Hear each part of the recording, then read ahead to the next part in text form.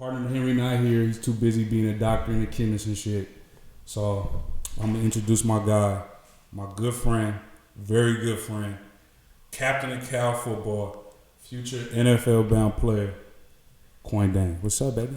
Man, I'm all good, bro. What's happening? Nah, it's crazy. It's cool to be here now because I've been following it since you had the IG Live series, and you hit me probably a year ago trying to get me on there, but I said no because I said no because I knew that I could see that you were gonna grow it into something else, and so it's the timing is right now, so it's a beautiful thing. I'm saying, bro, people don't understand what the hell it takes to be doing this. Y'all motherfuckers just be seeing, all the the final shit. Y'all don't see what it takes to really do it, but it's for y'all. All right, we got the cigars, compliments of pops. You feel me? But we gonna get right into it. I mean, today we talking about being the best version of yourself. So let me ask you, how do you think you could be the best version of yourself? I think being the best version of yourself is just understanding that it's a marathon. It's not about comparison. It's about that self-awareness of who you are, where you want to be, and just trying to figure out how to get there. Yeah. So, we talk about the marathon, and we talk about being the best version of ourselves. It's, all right, well, what do I got to do to get where I got to go? And what can I do on a daily basis to be that much closer? Me and you, and I think everybody in the world, we're no different. You feel me? It's really with your mindset, what you want to do in your life, how you gonna fucking get there. We all get lost. We all got backtracks. I mean, shit. And it never works out the way we want it to fucking work out, right? It'll never work out. So, exactly. It's a marathon. Nipsey be talking about it. Me and you love Nipsey. Yeah. That's our guy.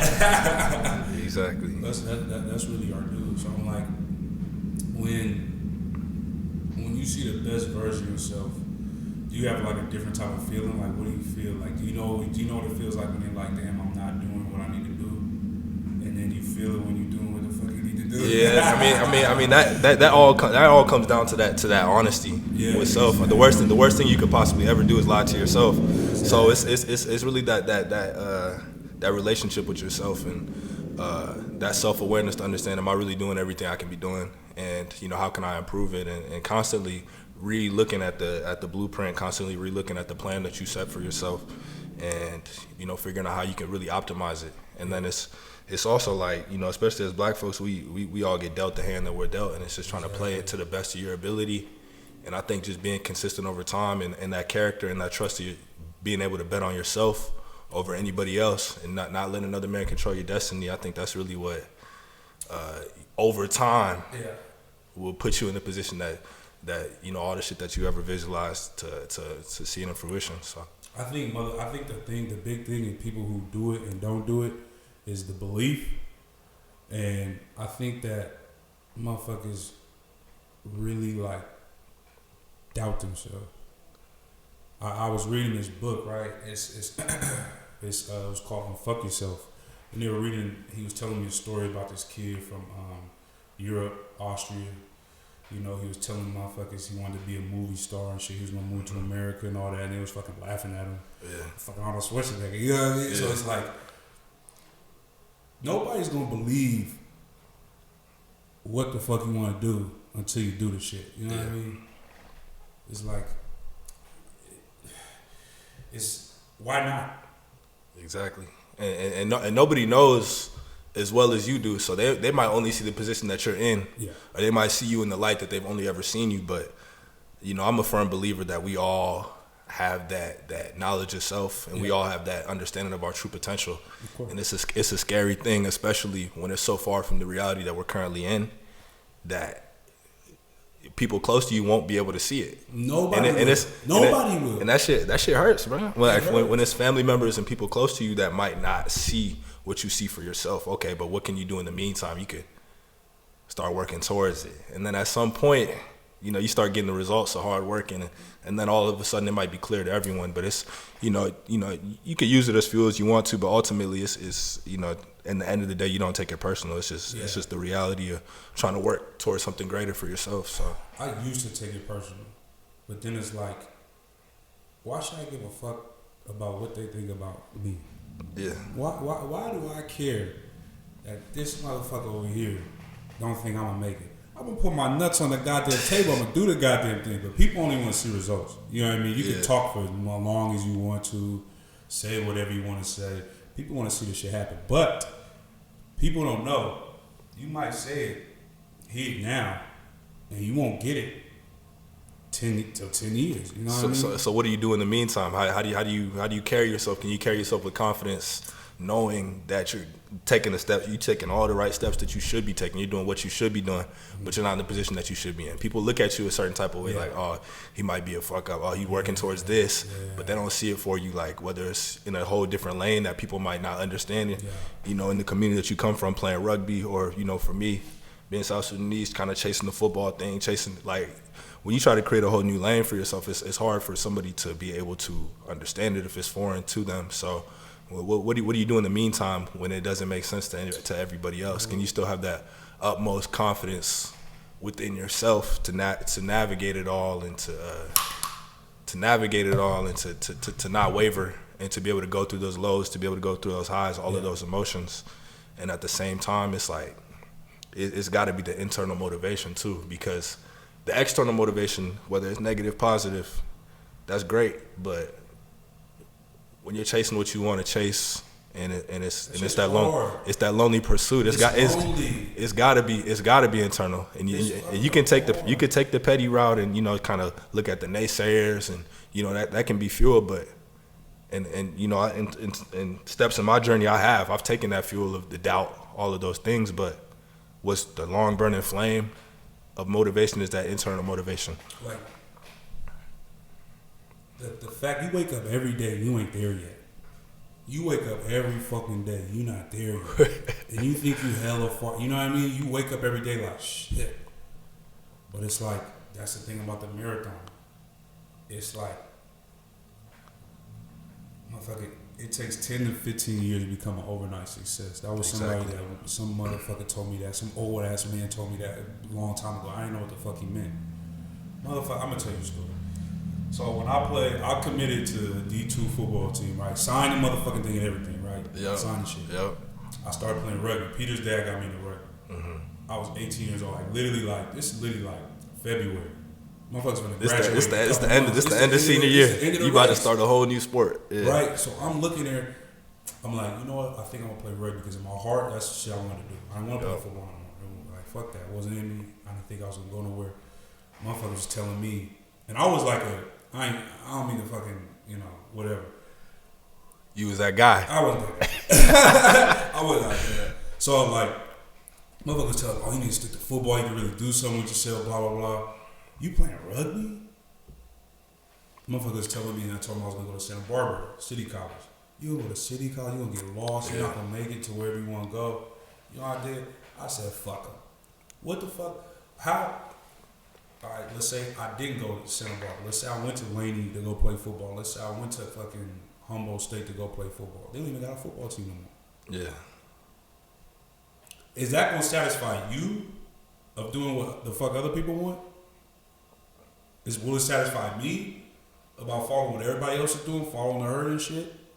No, you create your own fucking kingdom. You know what I mean? Exactly. You create your own shit. You build your own shit. You do what the fuck you want to do. You know what I mean? You say fuck them.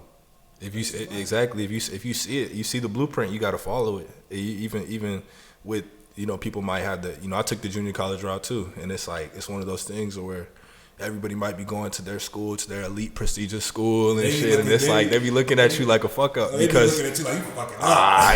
he chasing ball, like he about to just be like everybody else, and he could have went and did this, but when you see it, you got to stick with it. You got to stick with it, and you got to believe in the blueprint, and you got to really work and continue. You got to see it when no one else sees it. You got to be the dream. You got to eat the dream. You got to sleep the dream. You got to dream the dream. I was like, that's true, because you know, when you go that JUCO route, when you go that route that people like, this nigga, because most niggas don't end up, you know, being on their shit, you know what I mean, and they fall through the cracks.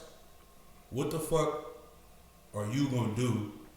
Are you gonna do not to follow in the cracks? Because you believe in that vision, and nobody else is gonna believe that shit. Nobody else sees what you see.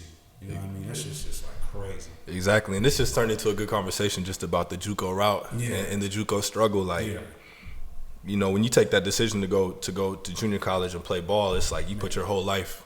It's like not even just about playing ball. It's like you put your whole life in your own hands, and you know what I mean. It's like it's really up to you to make it happen for yourself. And so for me, when I went to Independence, I was going there with bounce backs from SEC, Pac-12, you know, for all top recruits, former Army All-Americans. And for me, I was a no-star. I didn't create a big name for myself in high school. And so I understood that I had to separate myself through hard work ethic. And, you know, the coach wasn't excited. You know, the coach wasn't super excited that I was there. I was just there. You know what I mean? And so, but by the end of my time there, I was able to be the number one player in my position in the country. You know, be in the position to be able to go anywhere I want. And that was a result of just keeping the head down. Like, not being there to make friends, not being there to play football to the idea of being a football player, you know, so everybody respects it and everybody thinks it's cool. Like I was really there because I love the game and I really believed in what I could do with the game. And that's really how I try to attack everything that's important to me, you know, whatever it is. So. And what you said, like, when you in the JUCO, ain't nobody here to save you. Ain't nobody here to hold your fucking hand. You know what I mean? It's easier to slip through the cracks than it is to succeed. Like it could be a stepping stone, but really, it's a lot easier to get caught up in some bullshit than it is to succeed. You know what I mean? You already behind everybody. Yep. Where you want to be. Yep. Them niggas in them Power 5 schools, they been getting all them nice meals. Eating good. Getting all the girls partying and shit. You know what I mean? Everything paid for, the stipend. And you sitting there in JUCO and one slip away. And you seen it. You play with, I mean, we know it. I know where you went. Nigga, shit. You were, and that's any school. Yeah. But you around a bunch of niggas that's slipping through the cracks all the time. Grades. Weed, stealing shit, you know what I mean? And you around all that shit, and you could be next to the nigga or be in a room with the nigga, and you could get caught up too. You feel me? So I think that it's like, and also what you said about ain't nobody gonna save you, ain't nobody gonna help you. That coincides with just life in general. Yeah. Mommy ain't gonna come and hold your hand through none of this shit no more. Fucking, you know what I mean? We're older. We're supposed to be building a foundation. You know what I mean? So one day we got a family, we got everything set. But that shit right there, that shit makes you harder. You gotta sleep with the roaches sometimes a little bit just to be away from the motherfuckers. and that just goes back to what I was saying earlier, especially as black folks. A lot of times we come from that position of behind, and so I think when you do end up in a difficult situation where you feel like it's really all up to you, it's like you gotta embrace it, and you gotta love the. Like my slogan was always, I got all bets on me, because I wouldn't want it any other way. Like I really, like for me, for the rest of my life, really my one goal is to be able to live a life on my own terms and to not let any other man control my future. You know what I mean? Is be able to bring opportunities to others like me, others who look like me, others who come from the same type of background. And so you gotta really embrace that type of situation of, hey, it's all on me. I got all bets on me. It's gonna be hard. I got fear. I got doubts. But really, at the end of the day, it comes down to an overwhelming belief in who I am, in my character, in my abilities, and what God put me on this earth to do. And you're right, because you got all these doubts and fears and everything, all these emotions going through your head. Like, you got that. What if I don't make it? You know what I'm saying? What if something bad happens? Because, but at the same time, there's a lot of motherfuckers that's not trying. Yeah. So just you trying at least, and even failing, because it's okay to fail. It you is. Know what I mean? Yeah. At least you put yourself out there. You feel me? But you already separating yourself trying shit that people aren't doing. Because some motherfuckers is too scared. Some men are too scared to even try this shit. You know, being some little babies and shit. You feel me? You know what I mean? So I think that through all that doubt, especially black people, because you know we go through this life, you know, trying to go through the motions, or even thinking like, all right, there's no way we can do it. Nah, nigga, there's a way to do it, my nigga. There's a way. Exactly, and it's like how can you blame us at the end of the day, because we've been kicked so many times, right. And we've been told it's a cap to what we can achieve in this life, but it's like failing is a part of winning. Like Michael Jordan was just like, I was just watching the interview with Michael Jordan talking about losing is a part of winning. How are you gonna know how to win if you haven't lost before? Like you lose, you learn how to win, and then once you learn how to win, you gotta learn how to keep winning again and again and again.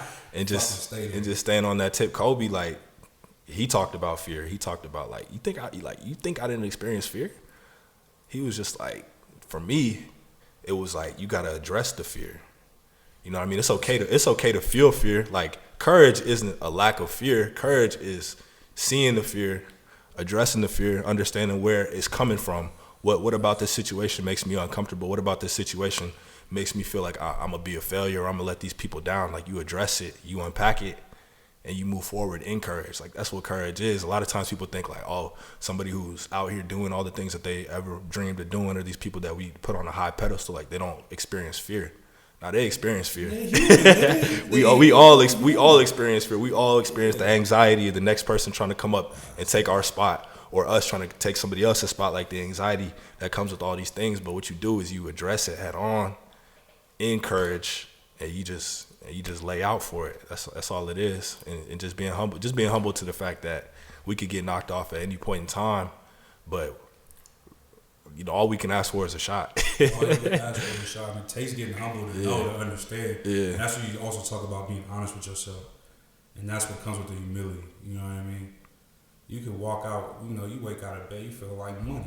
But at the same time, you know on the other side, like, hey, I'm just a regular ass motherfucker. Ain't nothing different between me and you. Yeah. Or anybody. Or anybody. Like we said before. It's just like, how hard are you willing to work? What do you want to do? How you gonna get there? That's what Will Smith said. I remember one time this girl broke my heart, bro. I was like 18 years old, bro. It was a Saturday, going to college. I was over there soaking this shit, bro.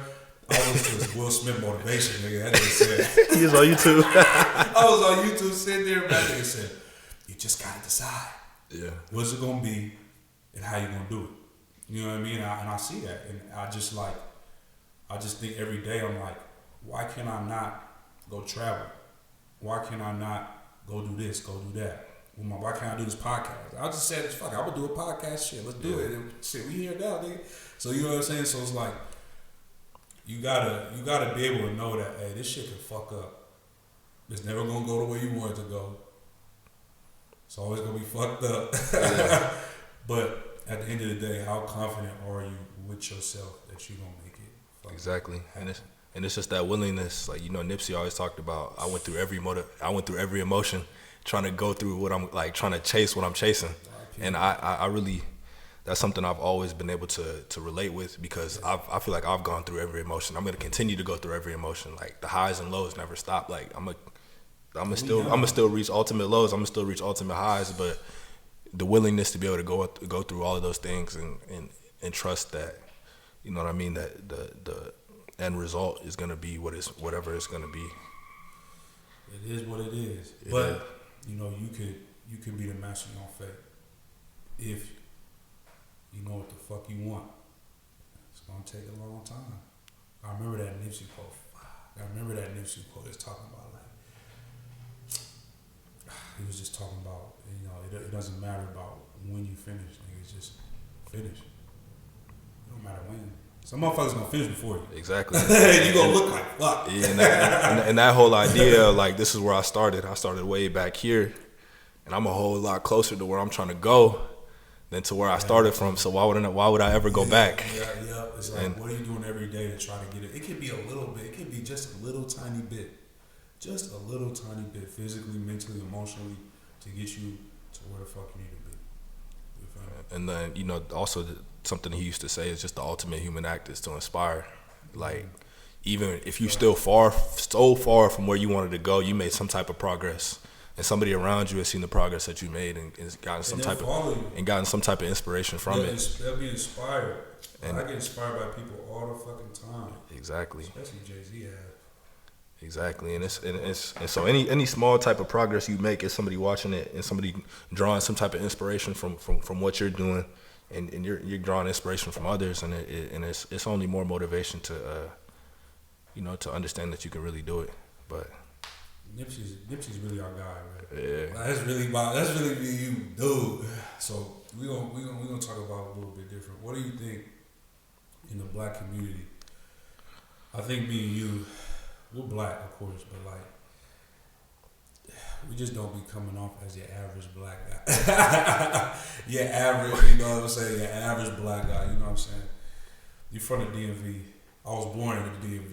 You know what I mean? I'm an uncle nigga. I don't give a fuck, nigga. I'm an uncle, you feel me? But, you know what I'm saying? You see I kind of get the notion and the pattern, you know what I'm saying, of black people, you feel me? Or the black male. What do you think that's different about you, and what do you think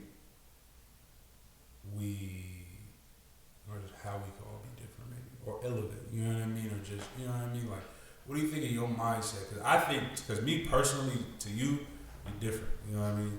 You ain't like the other motherfuckers you be seeing. So I'm just, I need to ask. You ain't gotta talk about how you different and shit, but like, what do you think made you not want to be fucking like the average ass nigga? Like, you know what I mean? Yeah. What made you? Yeah, no, I get what you're saying. Yeah. For me, it's like I don't really think it's anything exceptional about me. Yeah. You know what I mean? I don't like, I got to places like Berkeley, and you start getting to these higher institutions, and people start thinking that they're real special, especially everybody else and shit. especially for people who look like us being such a small percentage of the representation in these spaces. Somebody can get really convinced that they're real special and that they're different. The exceptional, the exceptional Negro, and there's nothing overly special about me. But I think the biggest thing that I came to understand, coming from the background that I came from, my family being refugees of a civil war in Sudan. That's just crazy. You gotta tell me about that. In Sudan, and all the things that my family went through even before I was ever born. I think it was just being raised in purpose to understand, like, yo, my mother has been through 10 times anything I've ever been through in my life. Yeah. You know what I mean? And so to be raised in that kind of purpose, and to constantly be humbled, and to be in a household where I'm being constantly reminded and sobered, you remind yourself that, you know what I mean? It's like you just got to take every single opportunity that you can, and just to further that, just to continue to speak of my mother, bro. Like, my parents, fled a civil war. We lost a lot of our family members, and my parents walked hundreds of miles from one refugee camp to another refugee camp just trying to find a home, and my mother really always kept it on the forefront of my mind, right, growing up. And the biggest thing was, like, she was like I don't want to be here, like, I want to go back home. I just want everything to calm down. I want to go back home, but I want y'all to be able to have opportunities, to be able to do what you want to do, to be able to go to school, to be able to make the most of any single opportunity that you get. And that's really it, bottom line. Like, even to this day, like, with football in my pursuit, I get so much outside noise, and I get so much rat poison and so much love from so many places. But, like, to this day, like, every time, like, my mom sees me hit somebody, she's just like, yo, like, you still playing football? Like, like, you made it to Berkeley, you got your degree, like, you you still playing the game, like, you could be doing this. You know what I mean? Like, and I'll be like, Mom, like, I'm kind of good. Like, I got a future in this. I'm gonna buy you a house. But I think having that type of supporting cast, and my siblings being this exact same way, is always, just going back to your question, because I almost didn't answer your question. Going back to your question, I think having that type of supporting cast, and having my siblings really have that same type of outlook, being raised in the house that we were raised in, it made me different in the way that I don't get sucked into the hype. To the ideals, and I'm trying to live with purpose. It's a lot of things that I want to do for myself, for my family, and for our people. And so I think that's something that always carries me to when I could easily take a left, You know, I take a right. You know what I mean? Easily could take that left turn. Yeah. So I've been in so many situations in my life where I easily could have taken that left, but I think it's just the voice in my head, or you know, a timely call from a family member or somebody I love that just always keeps me in the right headspace. So that's what I would say it is for me. What would you say it is for you? Shit, for me, I think a little story, man. When I was living in Oakland, over at 35th, my mom was taking me to school, man. There was some motherfuckers at the liquor store, right? I'm like, I told her, I was like, I want to be like them. You know what I mean? My mom looked at me like I was fucking stupid. She said, why I put you in no fucking Catholic school to go be like them? You don't want to be those dudes. You know what I mean? You don't want to be those fucking guys. And after that, I looked and I'm like, you right. Like, I don't want to be, and I kind of like, I grew up and I'm like, man, I don't want to be nobody. I want to be Alex, you know what I mean? I want to be Alexis. I want to be me. And I wake up, you know what I mean? I wake up every day and I'm like, fuck, man, I'm me and I'm happy about it. I'm proud about it, you know what I mean? So, and you also right about not taking that left fucking turn. I could have took that left turn a long fucking time ago. Yeah. I ain't no street dude. I ain't never been no street dude. Yeah. You know, you feel me? Man, I could have took that left turn and been some bullshit. And I just don't want to be like that. I want to elevate. Every year, doing something. Yeah. Elevate. Because there ain't no excuses. Yeah, and it's crazy because you know, for me knowing you the way that I know you, I can really co-sign it because you do only really want to be you, and you roll to the beat of your own drum, and it's a beautiful thing to be able to have that type of security in yourself, and you know, just as black men and black people, it's like we talked about, it's so much easier to slip through the cracks than it is to be able to do something meaningful, and there's so many barriers in our way, but you know, we just continue to push forward and the marathon continues.